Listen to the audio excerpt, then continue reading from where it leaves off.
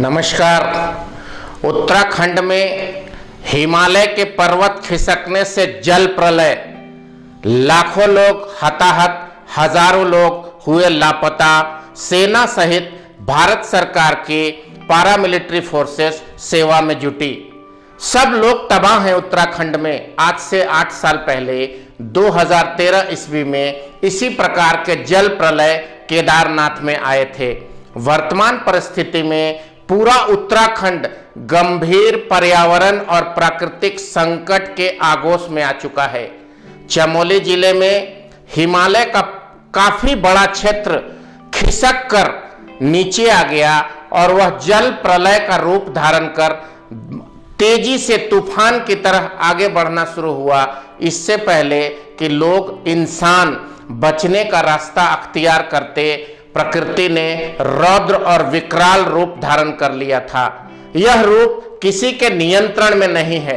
आखिर ऐसा होता क्यों है? मैं कल की घटना या 2013 की घटना से एक सवाल उठाना चाहता हूं, ऐसा होता क्यों है? प्रकृति अपने अनुसार स्वयं निर्माण करती है। धरती पर पहाड़ का निर्माण करती है, पेड़ पौधों का निर्माण करती है, चट्टानों का निर्माण करती है। ये सभी प्राकृतिक घटना है।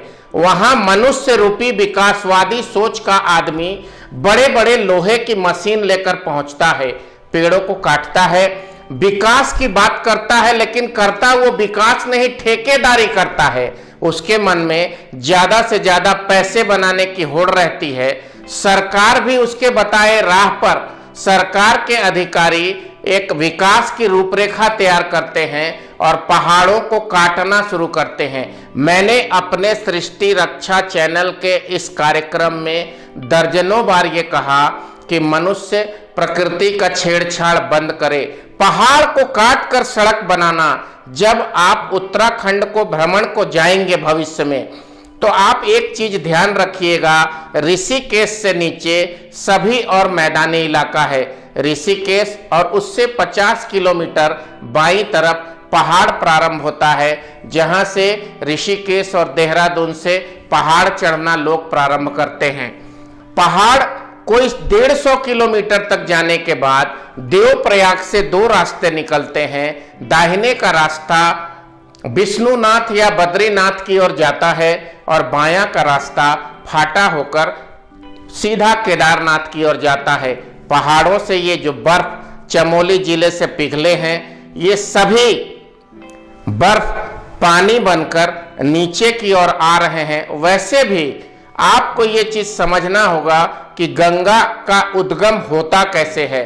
हिमालय के विभिन्न इलाकों से गंगा अलग अलग हिस्सों से पिघलकर धीरे धीरे गोमुख, गंगोत्री और अन्य जगहों से पिघलकर हिम नीचे की ओर बढ़ता है और मैदानी इलाके में ऋषिकेश आते आते गंगा पूर्ण रूप धारण करके आगे की ओर चलती है और 5 राज्यों को पार करते हुए 2525 किलोमीटर की यात्रा गंगा करते हुए गंगा सागर बंगाल में जाकर गिर जाती है।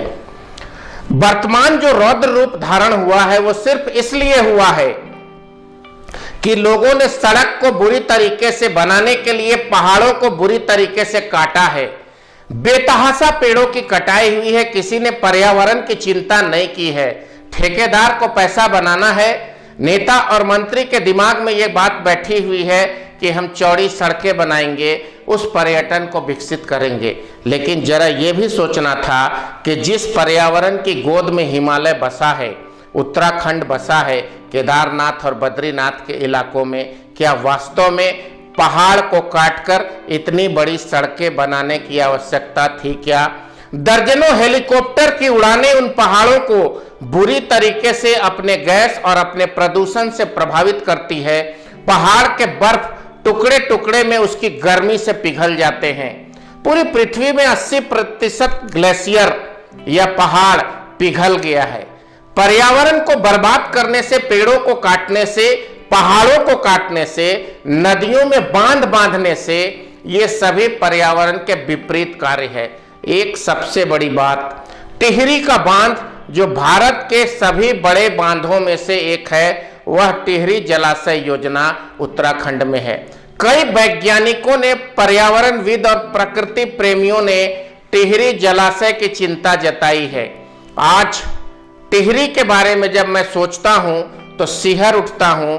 कुछ वैज्ञानिकों ने यह दावा किया है कि टिहरी बांध को बांधकर जितना पानी उसमें उत्तराखंड में जमा किया गया है, अगर टिहरी बांध टूट गया तो उत्तराखंड के सभी इलाके, चाहे वो देहरादून हो, ऋषिकेश हो, हरिद्वार हो, ऋषिकेश से ऊपर के इलाके नरेंद्रनगर और श्रीनगर, जो कल भी श्रीनगर बुरी तरीके से इस हिमालय के बर्फ के पिघलने से, टूटने से तबाह हुआ है, ये सभी इलाके 300 फुट पानी में डूब जाएंगे। यदि ऋषिकेश, देहरादून, हरिद्वार और ऊपर के हिस्से की ओर अगर जाए तो देवप्रयाग से नीचे श्रीनगर और नरेंद्रनगर जैसे इलाके यदि पानी में डूब गए और 300 फुट पानी में डूब गए तो लाखों लोगों की जान जाएगी।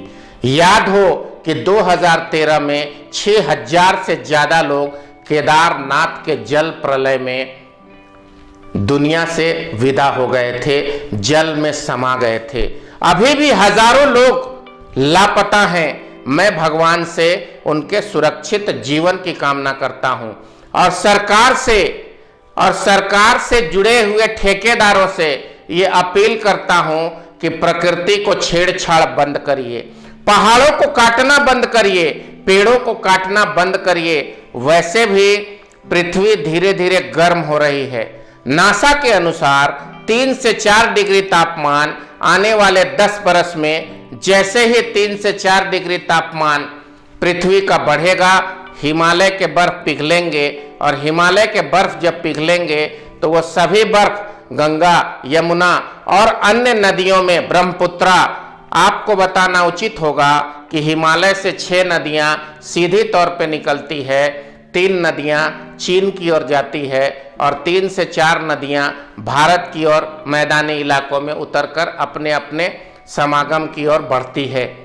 ये नदियों का उद्गम है हिमालय, और हिमालय से यदि बर्फ पिघलेंगे तो सिर्फ जल प्रलय नहीं होगा।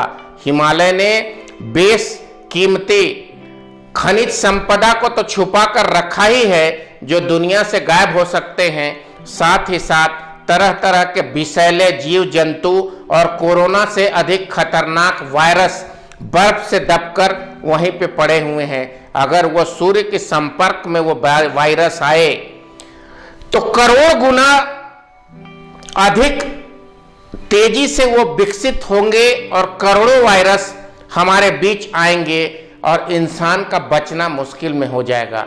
पर्यावरण और प्रकृति के संरक्षण कार्य करने की आवश्यकता है। यदि हम पर्यावरण और प्रकृति के संरक्षण में अपनी भूमिका अदा नहीं कर पाए और उन्हें नष्ट करते रहे तो सृष्टि ने प्रकृति और पर्यावरण को चलाने का नियंत्रण खुद अपने हाथ में ले लिया है।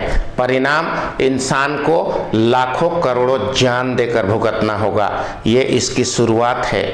आप संभलिए, जागिए, रुकिए। एक अपील भारत सरकार से और उत्तराखंड सरकार से मैं करना चाहता हूं। टिहरी बांध में जो पानी आप लोगों ने जमा कर रखा है उस पानी को खाली करने की आवश्यकता है। अगर वो पानी ने बांध को तोड़ डाला तो लाखों लोगों की जान जाएगी और हम अपने आप को माफ नहीं कर पाएंगे। अति आवश्यक है कि टिहरी के बांध को भी रोका जाए और उस बांध को जो पानी हमने जमा किया है उसे जन जीवन की सुरक्षा के लिए बाहर किया जाए। आज के लिए मैं इतना ही इस विषय पर आपसे और चर्चा करूंगा। बिंदु भूषण दुबे सृष्टि रक्षा चैनल को आपका आशीर्वाद, सब्सक्राइब करें और हमें पर्यावरण और प्रकृति की दिशा में कार्य करने में संबल प्रदान करें। नमस्कार, वंदे मातरम।